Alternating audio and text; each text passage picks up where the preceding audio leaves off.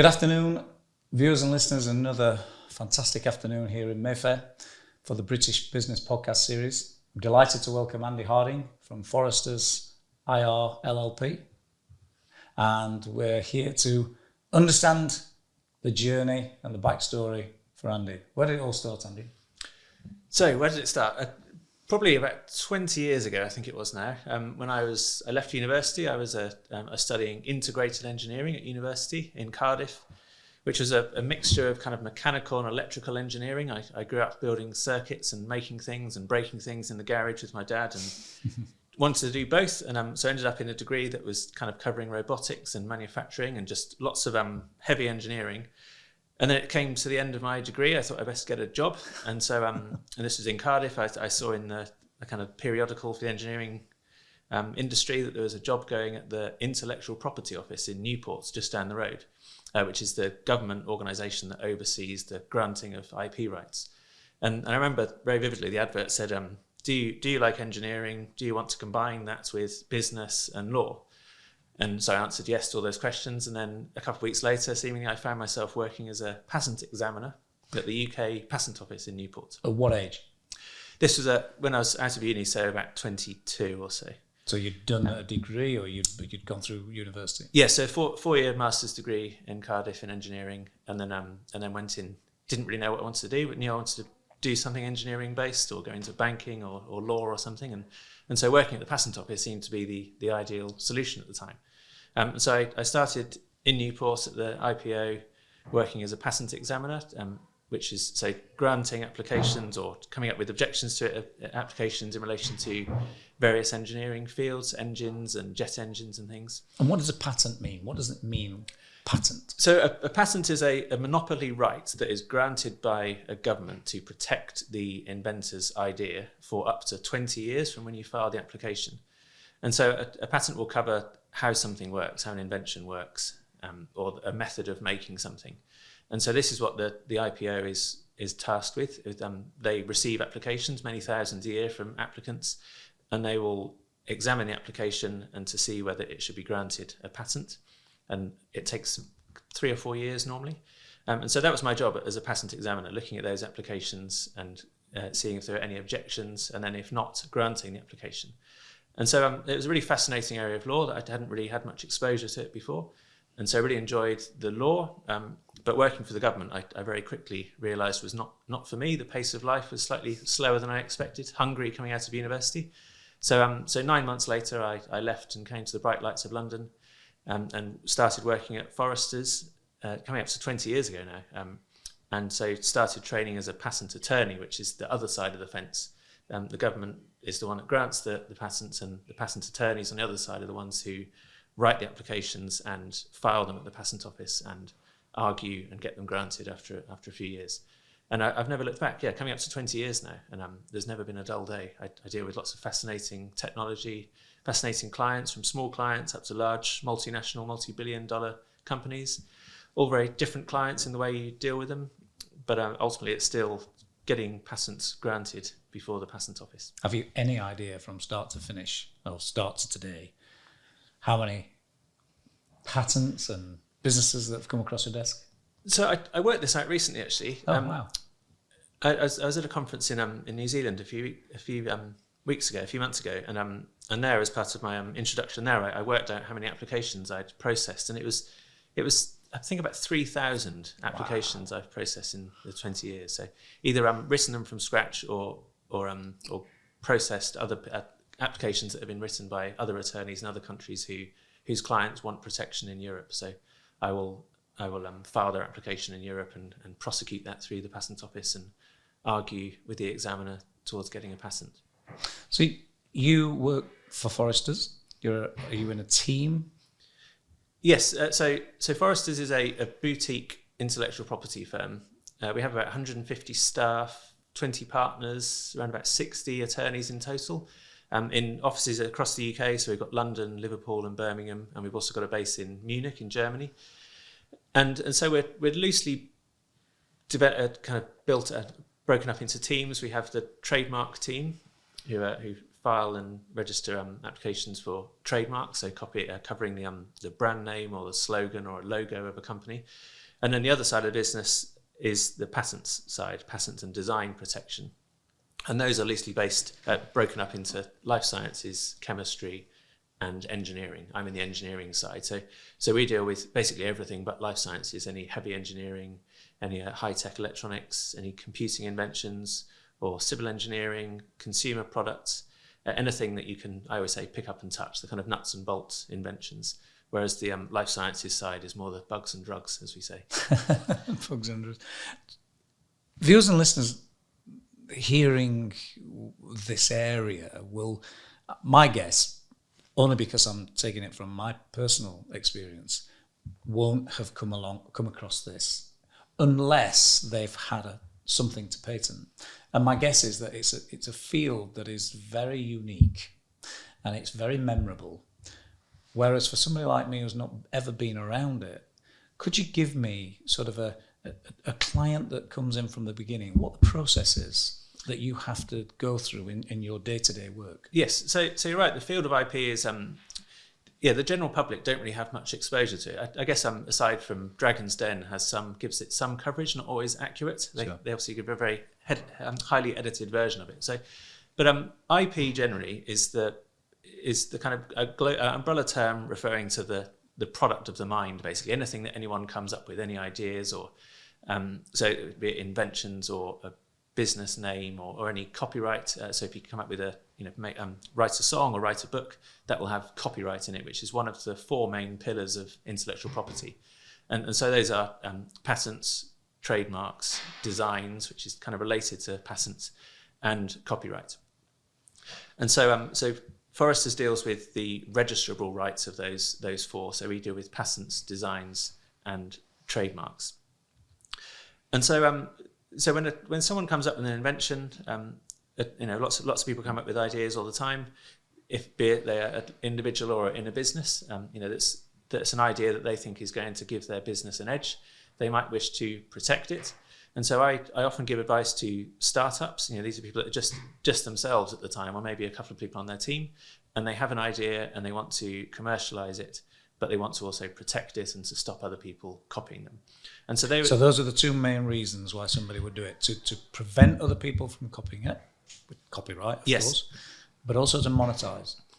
Yes, exactly. Yeah, because it's a registrable right, which is then a property right. So you can license it, sell it, assign it, and also use it as a tool to prevent people copying you. So you have a patent, when granted, if you keep renewing it every year, it will last up to 20 years. So you have the right, then you have your certificate that you can go to a court and waive it in front of any infringer and stop them infringing your product. And so that's what the monopoly right of a patent gives you your 20-year right to stop other people doing it. But in return, as part of the kind of bargain with the government, is that you must disclose your idea in total, in full, say exactly what you've done with a very detailed description and figures. So you're telling the world what you've done, and in return you'll get 20 years of protection.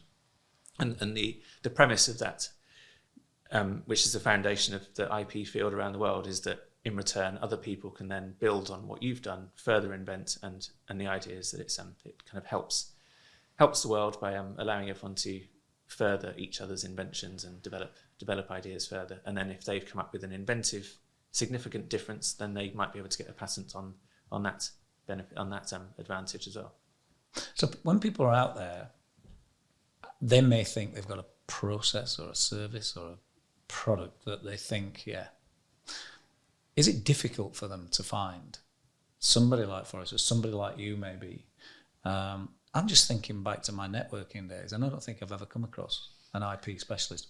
If you were at a networking event, what would you say that you were? So there's about 2,000 of us, I think, UK patent attorneys in the UK, and so you'll find us at some events. I mean, we're scientists by heart, so we'll be engaged in conversation with someone talking about really boring, specific engineering and electrical things, but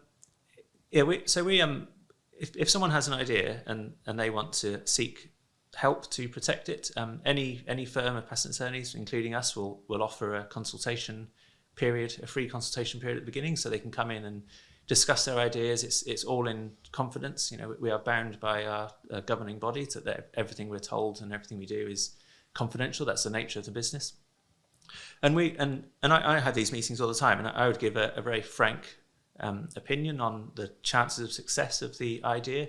If it's something that I've seen before or I know will not get a patent, then I don't want to be filing applications that I think have a high chance of failure, because it's not going to help anyone. So I'll give advice on the nature of the invention, whether it might be patentable, what problems you might come up against, fire back some questions at the inventor as, how is your idea different to what has been done before I might know about. So that's value, that's real value. That's real value, because you could be, arguably, you could be stopping somebody wasting not only hordes of money, but biggest commodity, time.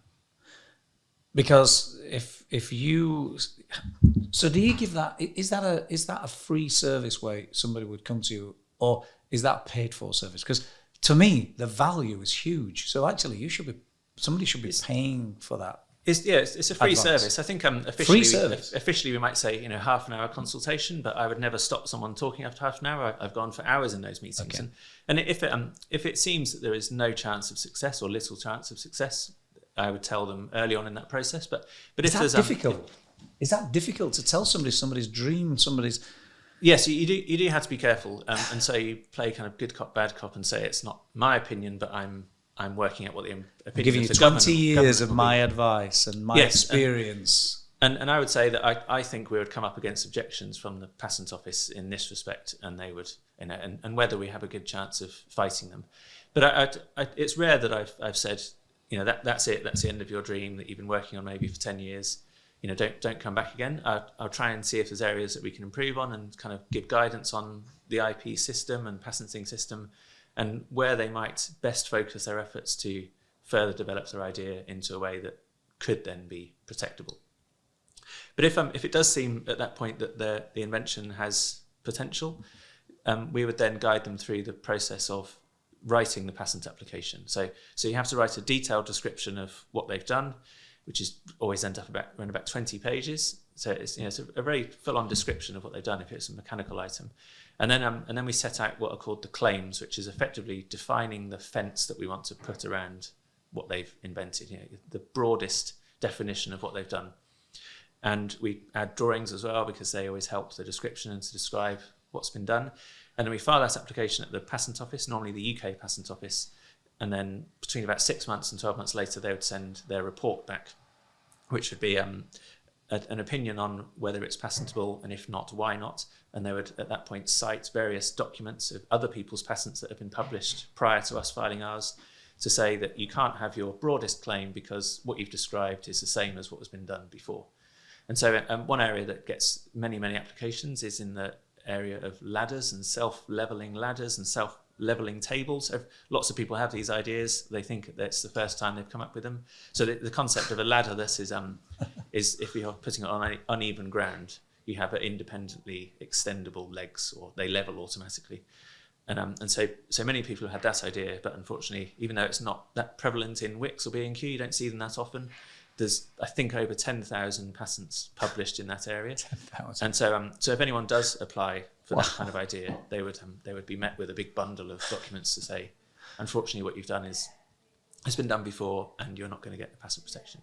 But it might be that they've further developed that idea into a way that is patentable. They've added some extra little widget or feature, and that's where we'd step in to say, kind of spot the difference between what they've done, what's been done before, and then discuss, is that enough to get a patent? With most businesses, most things that we look at, there is a law called Pareto's Law, of course, 80-20. I'm thinking all the time while you're speaking, because it's an area that I've not talked about ever. Does Pareto's Law affect you? Do you see there's 20% of the people that come to you with 80% of your work? Is that how it works? Is it because they understand it? Yeah, probably actually. As a firm, we've always tended to have lots of medium-sized clients rather than one very large client that gives us the lion's share of our work, and it's a good model, because you're not then beholden to any one client. It's any big multinational company that could get sold or go out of business the next day and affect our business. we've specialised in dealing with lots of medium-sized firms, and we still represent very large corporations, and Sure. and we also have lots of smaller clients, lots of individual clients, and so yeah, I guess that rule doesn't quite apply to us because we have a broad spread of clients. I think our biggest client represents about maybe 3 to 5% of our business, which is a good model. So clients come and go over the years, and we have a very stable business as a result. The whole thing's fascinating to me. I'm absolutely hanging on every word that you're saying.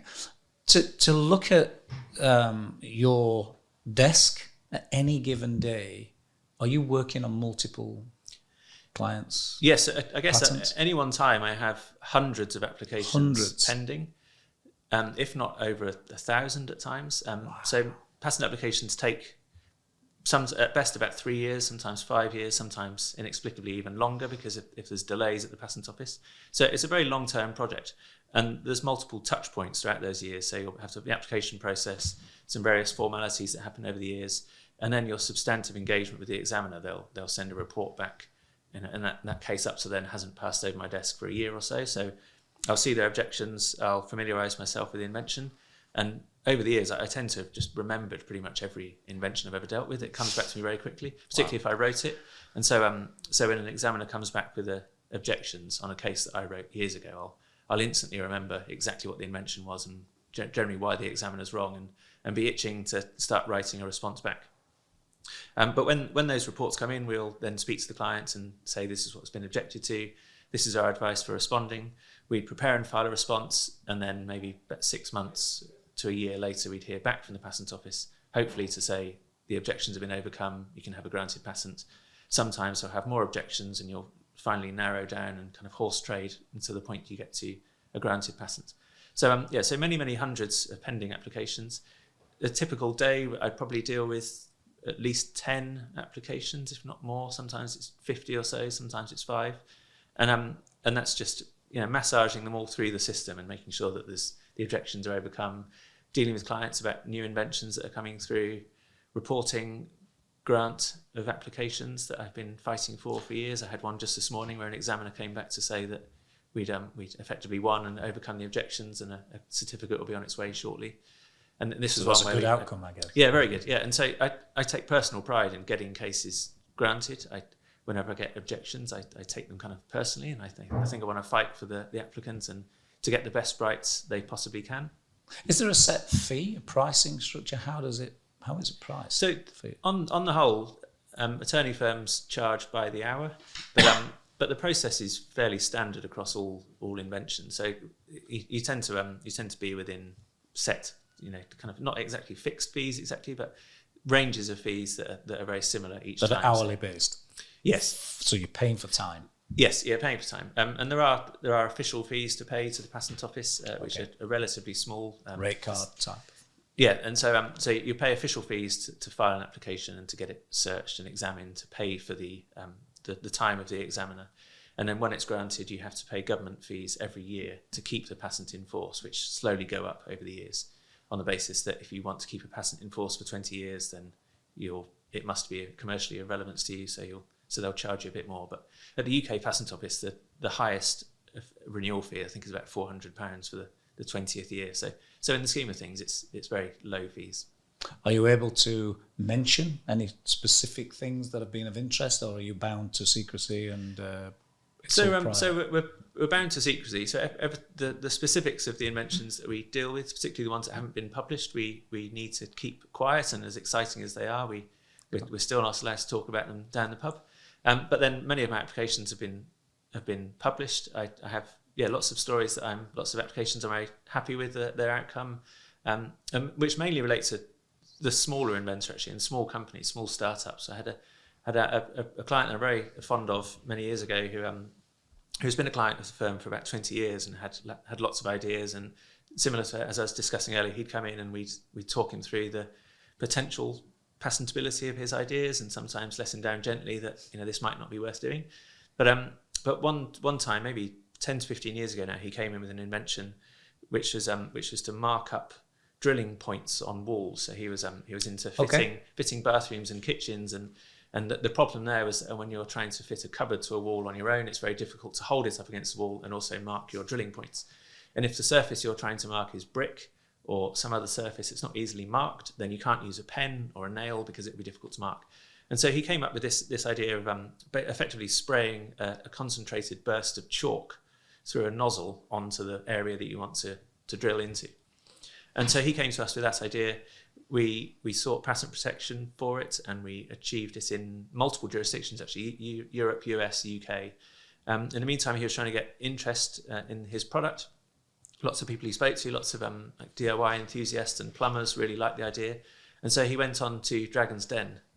This must have been about 8 to 10 years ago now. And so that was an interesting time for him, important time in his business journey. So he came to us to say that he was going to be on Dragon's Den and see if we could help. So we held a mock Dragon's Den session in our conference room to kind of take the role of the 5 dragons and to fire questions at him as we think they would, asking him about his patents and his invention and his business. And I believe it was one of the few times where all 5 dragons were offered him investment, because he's a very likeable chap. Martin Chard, he's called. And so they invested. Deborah Meaden was the one chosen to go forward with the business. And since then, he's been selling thousands of these products, Marksman marking tools, they're called, selling thousands every week, and a very successful business. And it was one that we patented, and we've protected that idea in multiple jurisdictions, and they're further developing the product now. And that's a great way for you to advertise or to inform our readers and listeners. You're not just a patent office. You're not just that. To give that value to that person on that day probably is the difference between going in there with a polished presentation as opposed to never done it before, first time, and the pitfalls. Yes, I think it helps. Yeah, it helps also that he's a very personable and likeable chap. But I wanted him to succeed, as I do with all my clients, and took a very personal interest in making sure that he had the best protection possible. And as a result of that, I developed my business based on word of mouth, effectively. But I don't go out, and it's difficult to go out and actively promote being a patent attorney because it's very detailed and ultimately boring, I guess. But so I get my work through word of mouth and making sure that people have a good service and a good experience, and they can tell their contacts. And that's the way I've built the business over the years, and successfully.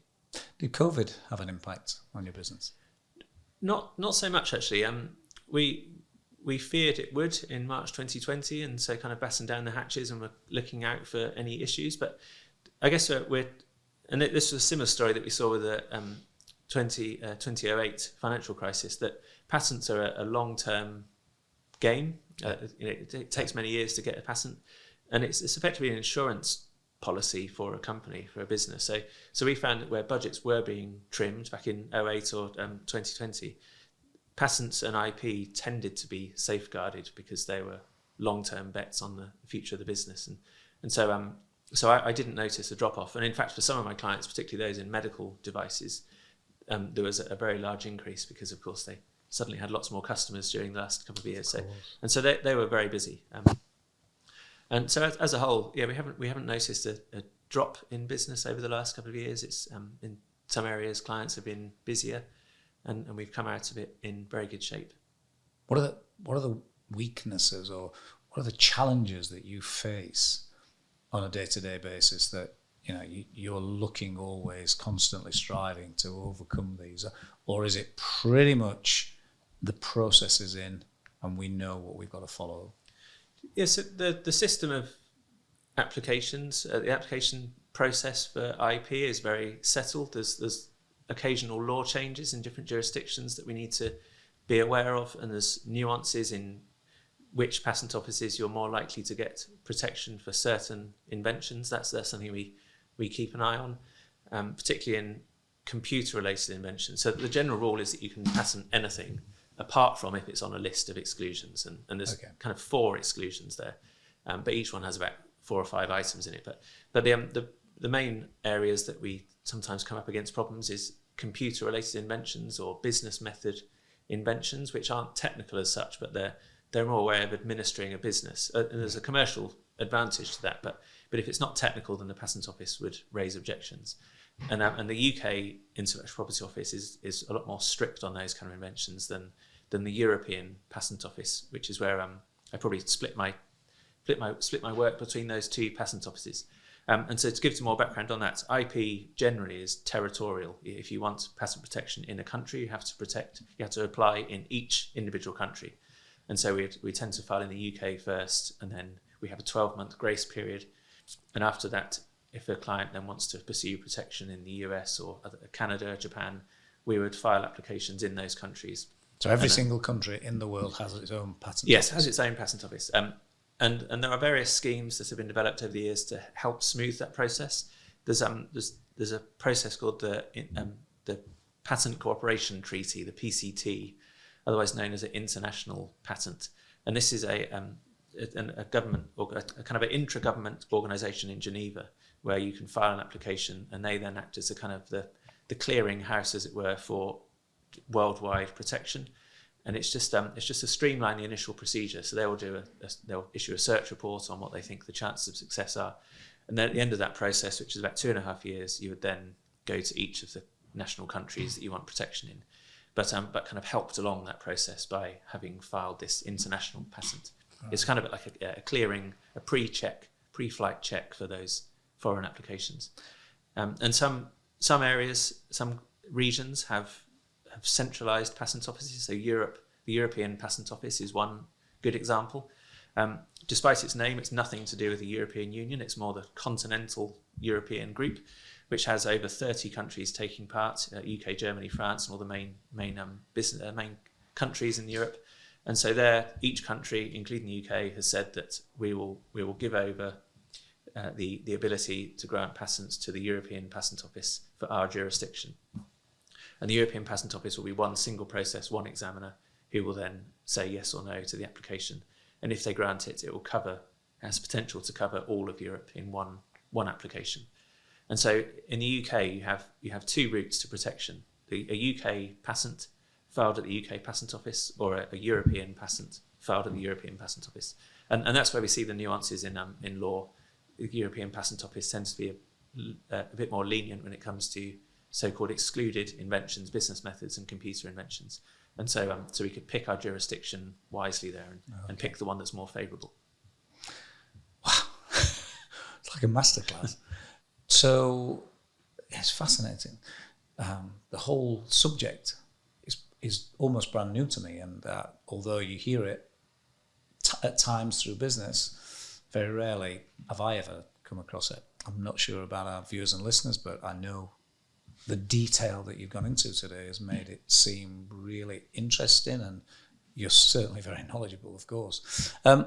Is there anything that you'd like to add or to inform our viewers and listeners? Because this is your world, and it's a world that, as I say, not many people enter into, I don't believe. Is there anything else that you want to add to your podcast? So I think it would be that if anyone's come up with an idea, however small or big they think it is, go and see a patent attorney, and hopefully Forresters. Don't be scared of talking to a patent attorney. We're engineers and scientists by trade, and kind of an odd bunch at times. But if you have an idea and want to seek protection for it, come and see us, because we've got a wealth of knowledge on whether it might be patentable. We can guide you through the process and become your kind of business advisor on IP over the years. And it's, for the clients that we've secured protection for, it's a very strong benefit to their company, their business, having IP protection. It acts as a kind of insurance policy to stop other people copying.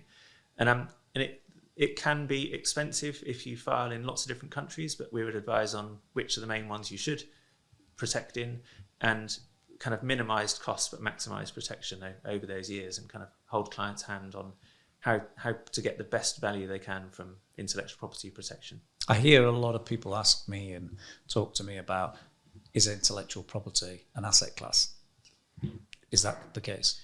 Absolutely, yeah. It's a registrable right. It's a property right. So it's an asset of the business. It can be valued. It can be sold, assigned, licensed, and it is an income stream, a very big one for many businesses. And if you have ideas,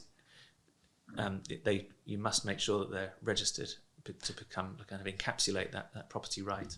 How will people get hold of you if they are interested with their own ideas? So come to our website, Forresters-IP.com, and we have a list of the team there, and depending on the subject area they want to protect in, we have a team of about 60 attorneys now, and specialists specialising in the whole area of life sciences, chemistry, mechanical engineering, or just email the general address, the contact details on there for each of our offices in the UK and Germany, and then someone will be in touch in a few days, and we can help them on their path towards getting patent protection. Fantastic.